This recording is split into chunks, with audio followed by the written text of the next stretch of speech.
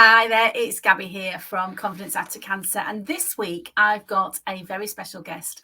I've got a lovely lady called Sam Palmer who's got many areas of interest to me, and I hope for you as well. So I'm going to tell you a little bit about Sam before we get to speak to her, because her background's really interesting, and for me she touches on so many levels of things that I'm interested in and things that I think I need.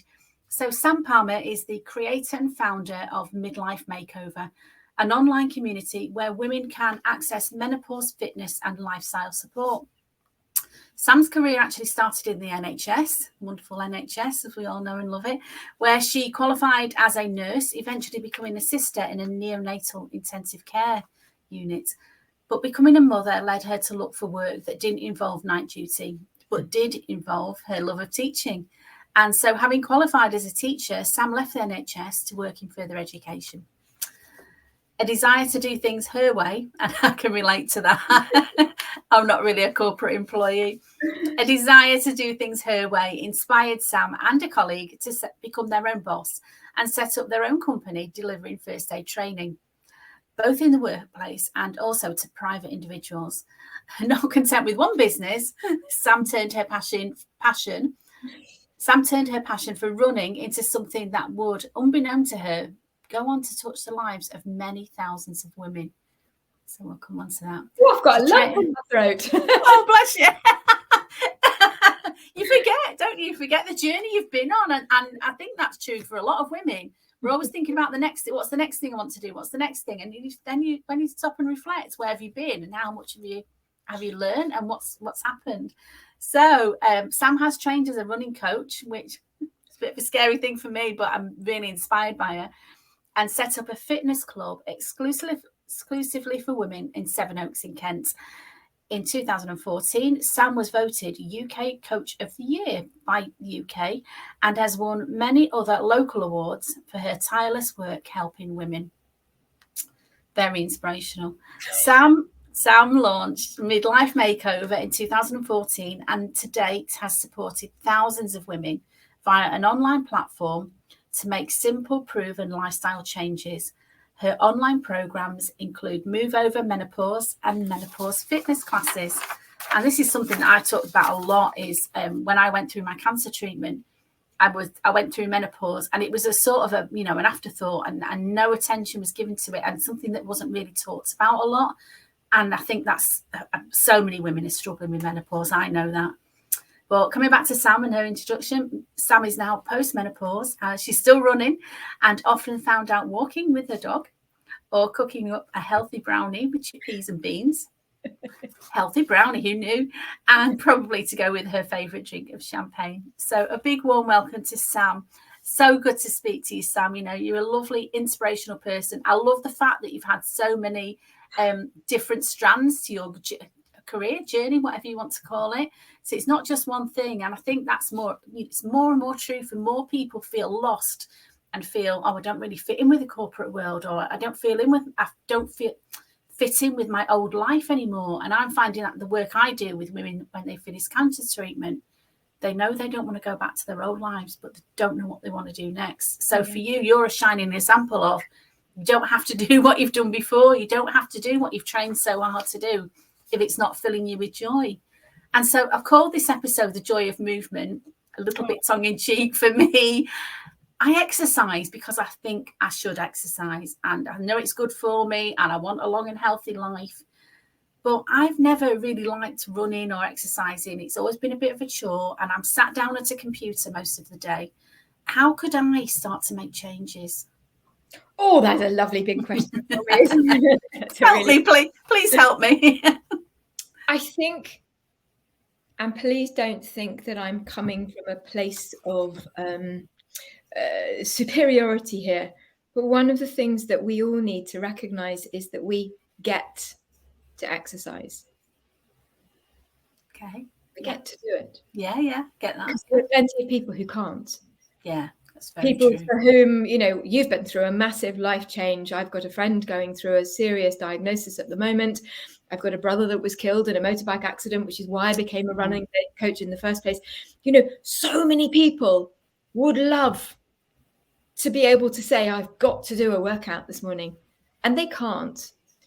So I think at midlife, my business is called Midlife Makeover, not because I didn't want to have the word menopause in it, but we get to a stage in our lives where we chuck everything up in the air and look and see where it all lands and think, well, I don't like that, and I don't like that, and I don't like that. That can go, but that I love. Okay. Yeah. And those things I ought to love. So what can I do to change them to make them more lovable? And there's this phrase, which is slightly irritating, but it's so true, that our brain believes what we tell it. Yeah, so if you stand in front of the mirror in the morning and you say your tits are awful, and your brain believes it, or your legs are fat, your brain believes it. And we, particularly as young girls at school, we're so hard on ourselves, and we become so used to the things that we tell ourselves. You know, you're old, you've got stretch marks, you've got this. Like, we'd never say that to our best friend. We'd never say, look at the tits on whatever. We just wouldn't do that. So I think that part of your question actually comes back to allowing yourself to be kind to yourself and rediscover what does make your tummy smile. And I use that term on purpose because there are so many ways, Gabby, that I could encourage you to embrace, let's call it movement rather than exercise. Yeah. But you may have forgotten what actually even floats your boat, what turns you on.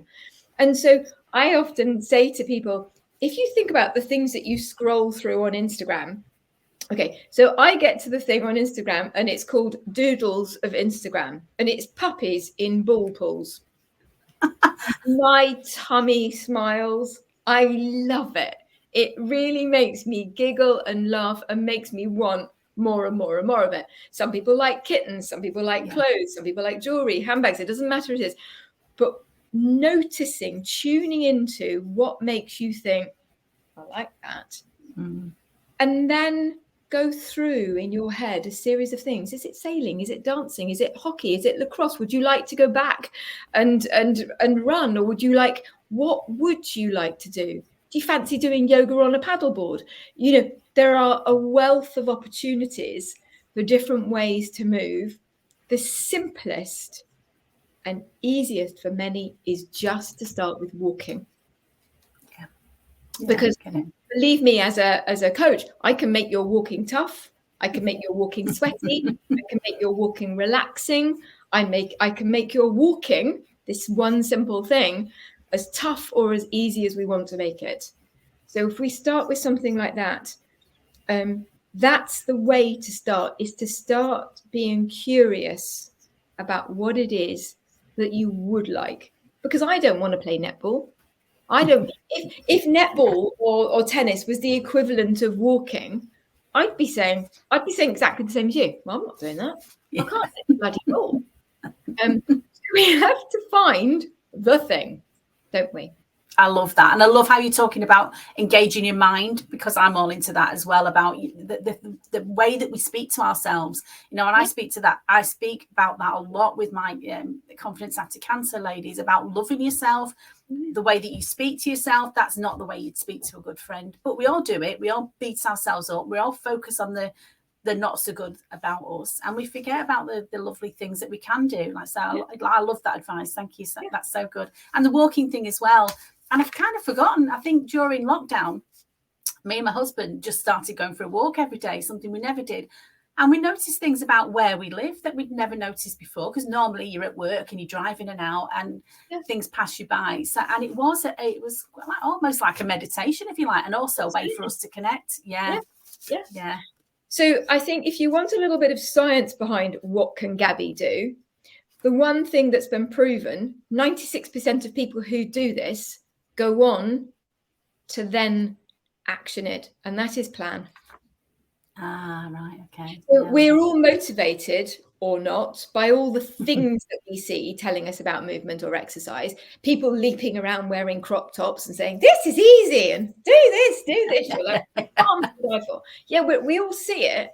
But actually, unless somebody says, right, Gabby, I want you to look down and look at your working week and then your non-working week, where are the time slots that you're prepared to give for you to do something?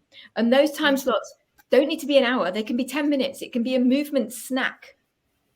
But where are the time slots where you'll do it? And once you've identified the time slots, then you can think, right, what am I going to do there? So let's say your people that you work with who work from home, all right, and they have a 9 o'clock in the morning meeting, or they have to go online or whatever.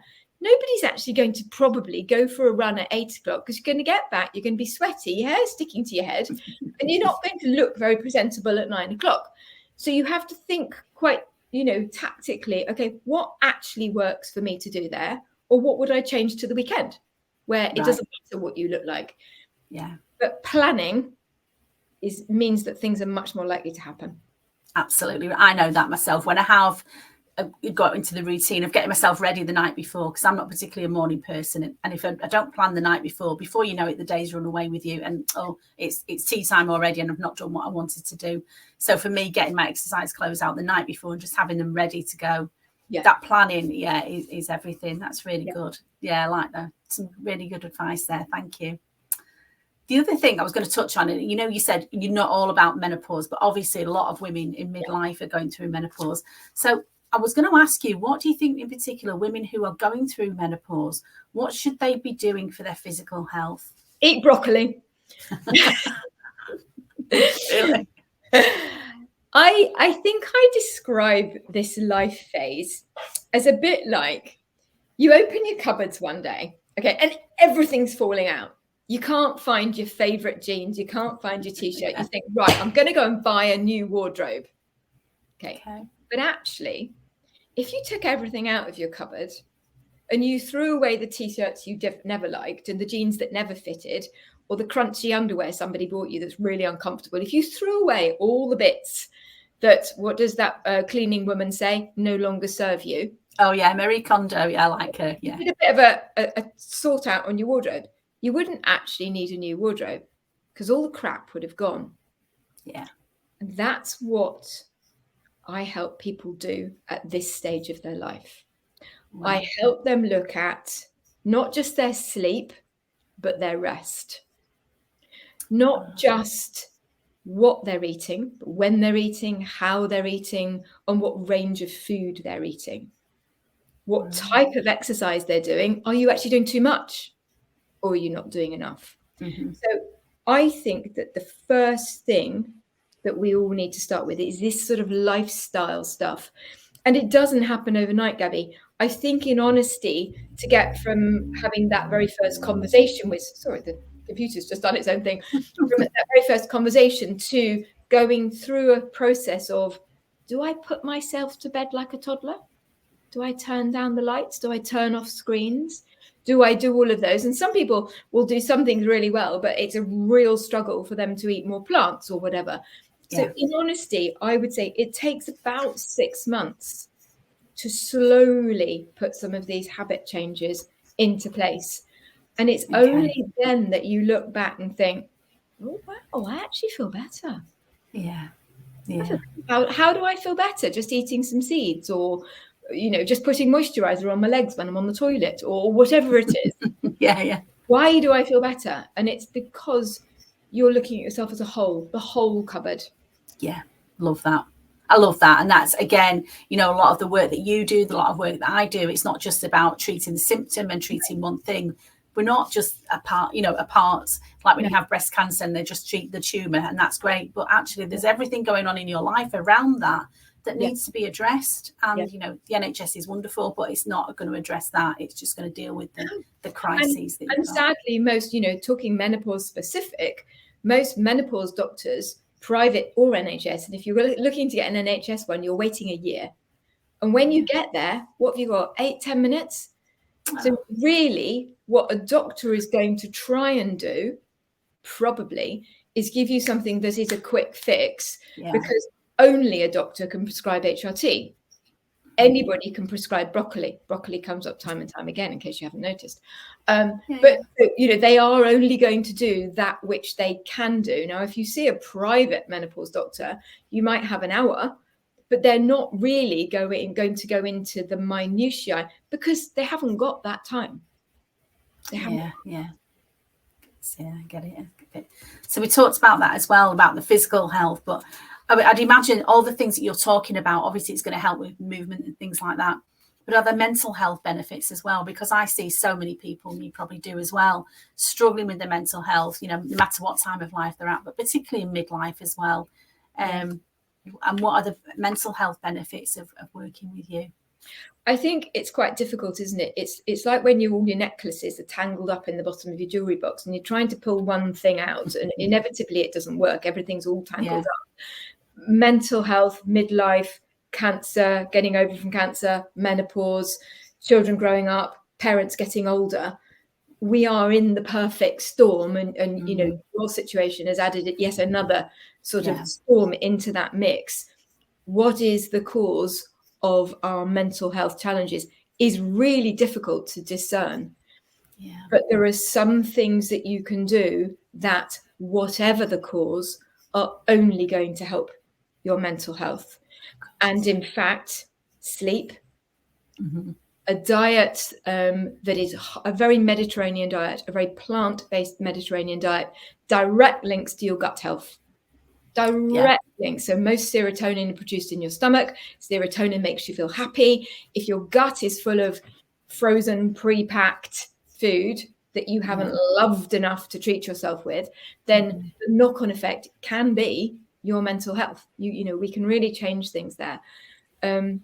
I've forgotten your question because I still it's fine, but you just touched on something there, and maybe it's going off a little bit with time. You said there about treating yourself, and I find it really interesting that people will say, oh, I'm going to treat myself to something that's just not going to make them healthy. I'm going to treat myself to a takeaway. I'm going to treat myself to a bottle of wine or two. And you know, you're treating yourself and loving yourself. Those things aren't what you need. And I'm not saying that, you know, I'm like you. I'm not saying I never have a treat. Of course I do. It's about moderation, and it's about loving yourself enough to think, well, I'm going to stop eating processed foods every single day because that's not doing me any favors. But I think, let's be honest, you know, the busy, frazzled woman who's running her own business or going to work and dealing with families and all of these things, it's not that she's unwilling to not use processed food, but nobody's told her how simple it is to do a few other things that are just, you know, just as quick, just as efficient, possibly just as cheap, but far more nutritionally beneficial. So women are not unwilling. They just haven't had those simple things put in front of them enough, or at a time where they were ready to take that on board. You know, again, if we think of social media, we're bombarded all the time with how to make a quinoa salad in 2.5 minutes. and you know, it has to land at exactly the right time and exactly the right way by exactly the right person. Those changes. Get that. Thank you so much. So I was going to ask you, I don't know if there is a best, but are there the exercises that are the best for menopausal women? That's a brilliant question. You've fed right into my passion project, haven't you? Yes. When we are perimenopause, menopause, or postmenopause, there are 3 different types of exercise that are vital. And just like a Woolworths pick and mix, we need to have a little bit of all of them. Do you remember Woolworths pick and mix? I do remember, such an exciting place. Purple quality streak with a big nut in the middle of it. We need a pick and mix of all of them. So the first thing is anything that raises your heart rate. So that can be fast walking, it could be walking up a hill, it could be cycling, anything that makes you sweat. Having sex, if that's your heart rate raiser, you know, fill your boots and have it. Twice a week might be pushing it a bit, mightn't it? But that's what we're doing with the cardio exercise. And that's because our heart needs that work because it's no longer protected by estrogen. I don't know if you know, but if you think about heart attacks, when women are fecund, when we are still producing loads of hormones and we are still able to have babies, men are far more likely to have heart attacks. We think of men as having heart attacks, don't we? But as soon as we hit the stage where our hormones have plummeted and they're down there, we are just as likely, if not more likely, than a man to have a heart attack. So actually protecting your heart by doing the kind of stuff that protects it with what you eat and how you move becomes really important. Don't bore everybody, Sam, but that's why cardio is important. No, I think everyone wants to know this. I think, again, people get overwhelmed with it and just think, well, I'm at the age, like I do, I'm at the age now, and I know I should be doing something, not quite sure what to do. So did you say you should be doing something that makes you sweat twice a week? About twice a week, yeah. 20, 25 minutes is fine. You know, you'll be ticking those boxes. I've got a free download, actually, I could send to you after this, which has got this written down. So people could then think, okay, what do I do that makes me sweat? It could be gardening, pushing the wheelie bin up and down the garden. You know, it doesn't matter as long as it's getting your heart rate up. Brilliant. The next thing that people need to do is some kind of restorative movement. So I'm sure you're aware, we're constantly on alert. We've got notifications, we've got things going on. And actually, some kind of movement that calms you right down is really vital. So if somebody has already or always done yoga, they're going to say, yeah, great, that's it. That's lovely. I do that once or twice a week. Some types of Pilates are restorative. Some of them are definitely not. They're tough. Tai Chi, it might be that swimming is very restorative for you. Walking can be really restorative. It doesn't matter. It's anything that makes you feel like your cup has been filled up by the time you finish it. Oh, how lovely. Yeah, I like that expression. Yeah, it's lovely. But I think the thing that most people try and ignore because they don't know how to do it or where to start is strength-based exercise. And as I said, your heart needs protection for the same reasons as your estrogen plummeting. Our bones and our muscles need protecting too because they decline, they wither away to nothing. And unless we do something about that, the likelihood of us having knock-on effects as a result of that as we age is far greater. People have a fall. They have a fall in their 70s and 80s, and maybe we're not there yet, but you can still fall over on your outstretched hand when you're skiing, when you're tripping on the leaves in the autumn. You can still break legs, but we don't want any of that. When we were young, Gabby, we were a little bit like a Ferrari. We had a loads of engine all over our body just because of the way we moved. Sadly, now we're a bit more of a Skoda or a Lada. Skodas are quite nice, aren't they? But we're a tiny little Fiat 126. And unless you do something about your engine, your muscle, anything that you eat isn't used up working that muscle, and you end up putting on weight. So there's lots of reasons why the strength bit is so important because it really helps in so many ways. But it's the bit that for most people is really quite scary. Yeah, it is. I think it is. And I've done in the past thinking I have to go to a personal trainer, I have to go to a gym, I have to have somebody show me what, gyms can be quite intimidating, I think, they were for me. It's full of muscle men or very attractive young women who were all in skimpy stuff. And I was like, I'm not really falling into that. I'm a bit scared. So my question is a personal question, really. I keep saying I'm 59. I'm actually 60 this month. And I want to sort this out. This is something I need to address in my life. But is it too late for me to learn to love movement? I had a lady who started with me 4 months ago. She was 72. Oh, wow. She had never done any strength exercise before. Her daughter, who's one of my clients, encouraged her to start. She has not looked back.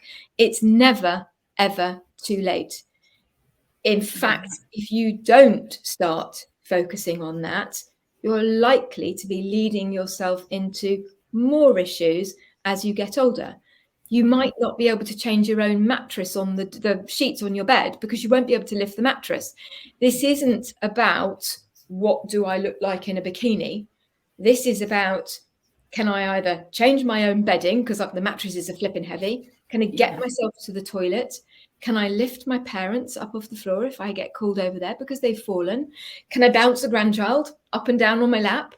There's multiple reasons why it's so important, if you haven't found the right person, to find that person who can support you. Really important. Yeah, I love that. Thank you. Yeah, it's so true.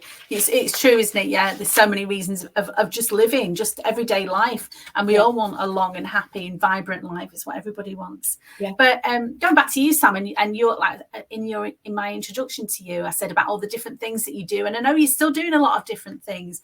And I really wanted to ask, because again, this rings true for so many people. They're juggling, they're wearing many hats. So you're a busy woman, but how many businesses are you running at the minute? And what does an average day look like for you? Midlife Makeover is my prime business. I do corporate events where I go in and I leap around talking about juicy vaginas. Not quite like that, but because I'm a nurse, I'm really comfortable with all those questions that people aren't happy to ask. And so when I go in and do corporate events, I go in as somebody who can actually talk about symptoms rather than talk about the profits that a company might make if they keep people in the workplace. So a very different vibe to it. Part of that business is to have a permanent, full-time, online menopause fitness platform. So anybody can join at any time. They normally start by doing a 6-week trial period just to get the feel for it. Those classes are live. So if I'm teaching live, I'm there live and I'm talking about what's happened to me. And my mum went to live in Sainsbury's because she liked the clothes there because she's got Alzheimer's. And people say, don't, it's live. We're sharing. Yeah. On demand too, because people often want to do things when they want to do them. And then I have my own clients, either in a one-to-one setting or in my program, Move Over Menopause, which is, I guess, the tidying out of that wardrobe. I love that analogy. I really like that. That relates to me so much because I know how you feel when you've done a tidying out of your wardrobe or cleaning the cupboard under the sink, how good it feels afterwards, and you can actually see what you need to see. Love that. Thank you. So when you're doing so many different things, how do you manage to do them? And do you ever get overwhelmed with all the different things that you're trying to do? I don't get overwhelmed. I love what I do. I love the people I work with. I love talking to people like you. I absolutely love it. I get the fear, Gabby, and I'm very honest and open with people. The menopause world is now enormous, and anybody and his dog can suddenly be a menopause expert. They're popping up overnight in all sorts of places, and sometimes I do wonder what value I bring. Where's my value? And it's that sometimes overwhelms me, and I have to take a step back and think, stay in your lane, Sam. The people that enjoy the way I teach, the fact that I'm not as calm as a yoga teacher might be, I'm enthusiastic, those people will be drawn to me. And if you're not, you're not. I don't get overwhelmed, but I do get sometimes a feeling of stuckness, I think is my honest answer.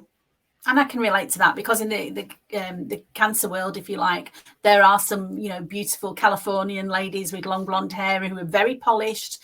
The opposite of me, if you like, I'm a northern woman and I'm trying to be honest and open and just share my experience. But you're right, the right people will come to me because they like that. They don't want this person that they can't relate to. And unfortunately, it's a huge market. Same for you, same for me. There's so many people that need help. And I think just being yourself, and you come across as somebody who's very happy to be authentic, very happy to share what you're struggling with. And that's great. And that's what people want. And I think people more and more now can see through the falseness of some people. There's some people will put on a facade and pretend everything's wonderful in their lives and they never have a problem. And look at me, I'm amazing. And I'm living in this, I'm driving a Ferrari and I'm living in this beach house. And people don't want that. They want somebody they can relate to. Somebody's living a life similar to them or the life that they would like, the life that they could see themselves living. And that's, you talk about walking your dog and the things that you do. And that's just wonderful because that's the life that we all want, a happy, healthy life. So, I love that. And so I've just got one more question for me, really. I mean, you've given me so much information here. I'm going to try and capture it all in the show notes. Probably overwhelmed yourself. I'm glad we're recording this, and we will, because I usually turn my podcast into a blog, and I'll put some, just headers underneath of what we've talked about. I'll put the links in so people can get in touch with you. So my last question really is just, what is your top tip for anybody who wants to make some changes, but they're not quite sure where to start? Oh, good one. I think it's really important to take the time to think about all the things that are sort of on your metaphorical plate and work out who you can give them to. You know, when people are fundraising for a new village hall and you see that thermometer and you get the red line that goes up and up and up, doesn't it? Yeah. And that's how much you've fundraised for. So I think as new young mums, for instance, or women, we have two thermometers. We have that home thermometer, and then we have our working life. And at home, perhaps you start as a single woman, then you have a baby, and it's your responsibility to feed the baby and to dress the baby and to take the baby to nursery or to get the nanny in for the baby. And the baby grows up, and okay, however committed your relationship is, one of you still has the prime responsibility for being the organizer of life in the home as it happens. Buying presents, paying bills, perhaps taking kids to exams and flute practice and all of that crap. So that responsibility thermometer, if you like, gets fuller and fuller and fuller and fuller over time. And at the same time, you start as a young woman, your job, whether it's your own business or somebody else, and your responsibility goes up and you're responsible for more and more other people, and more people come to you. And at no point when both of your thermometers are here, does anybody say, you've got a lot going on at the moment. Can I take off your plate? Yeah. Mommy, shall I cook for you? Shall I do my own washing? Oh, you take a long weekend, you're tired. Nobody ever says, what about you? Yeah.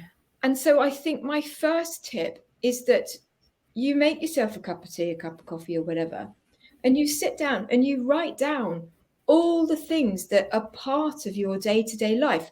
Yes, of course, I'll read Toby's thesis. What the hell are you saying yes to things like that for? When actually you could quite easily say, I'm really sorry, I've got a lot on my mind at the moment. If Toby's got some specific questions about his thesis that I can answer face to face, I'll do it. But we've become programmed to say yes to everything. This is part of the wardrobe, isn't it? Actually working out who can help you do the things that you've got to do, so that the things you've got to do make your tummy smile and that you're happy and you love doing them. So that's, I suppose, my biggest tip. The second one is to get outside before 12 o'clock every single day and get lights into your eyes.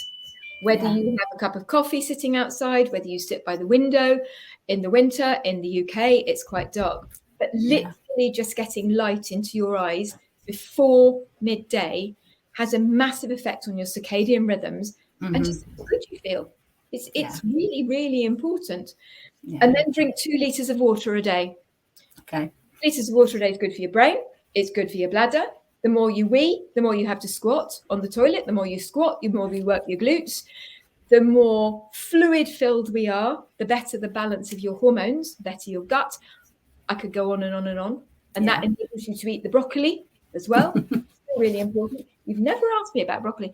So it's all of those things that I think are really important. And talk. Love it. Yeah. Talk. Yeah, excellent. Yeah, absolutely. So on the last note, so if people want to get in touch with you, what is the best way to do that? I'm on LinkedIn as Sam Farmer Midlife Makeover. I'm on Instagram as Midlife Makeover.